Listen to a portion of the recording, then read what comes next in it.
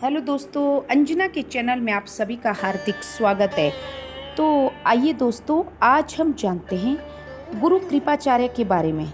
दोस्तों, महाभारत एक महान द्वापर युग का भारतीय महाकाव्य है जिसमें कई महान पात्रों की कहानी है।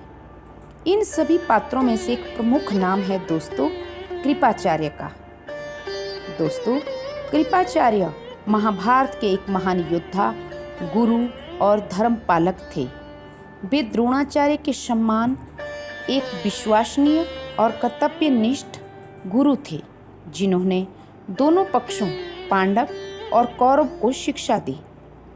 दोस्तों, कृपाचार्य का व्यक्तित्व, उनका साहस और धर्म की उच्च भावना उन्हें महाभारत के एक अद्वितीय चरित्र के रूप में प्रस्तुत करती है।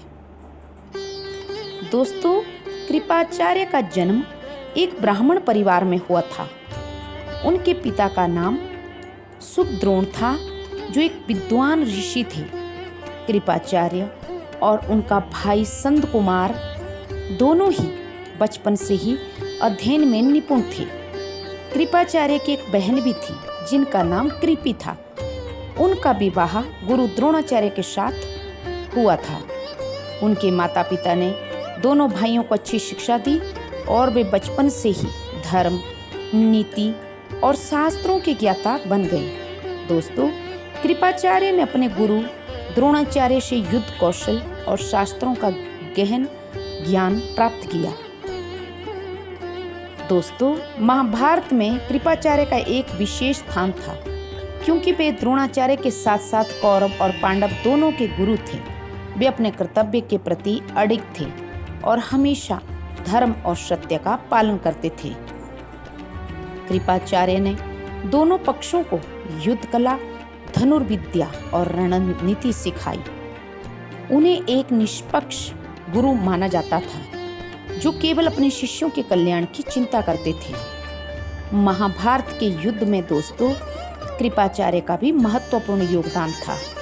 वे कौरव पक्ष में थे और युद्ध के दौरान उन्होंने वीरता से लड़ाई लड़ी।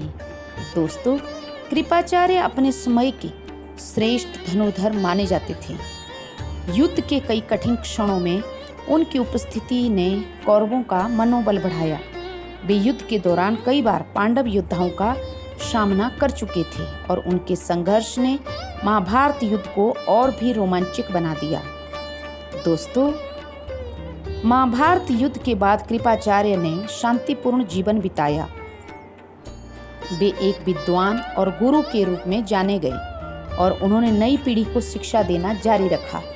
उनके जीवन से हमें सीखने को मिलता है कि धर्म और कर्तव्य का पालन कैसे किया जाता है, चाहे परिस्थिति कैसी भी हो।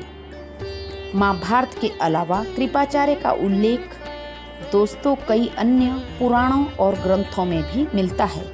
वे अपने ज्ञान, वीरता और धर्मनिष्ठा के लिए सदैव याद रखे जाते हैं। उनकी भूमिका महाभारत में इतनी महत्वपूर्ण थी कि उन्हें धर्म और न्याय के एक स्तंभ के रूप में देखा जाता था। दोस्तों, कृपाचार्य महाभारत के उन पात्रों में से एक हैं जिनकी कहानी हमें न केवल युद्ध की रणनीति और वीरता सिखाती है, बल्कि धर्म, निष्ठा और गुरु के प्रति समर्पण की भावना भी सिखाती है। वे एक महान योद्धा, विद्वान और गुरु थे जिनकी भूमिका महाभारत के युद्ध में अत्यंत महत्वपूर्ण थी। दोस्तों, कृपाचार्य का जीवन और उनकी शिक्षाएं आज भी हमें जीवन के मार्ग पर चलने की प्रेरणा देती है।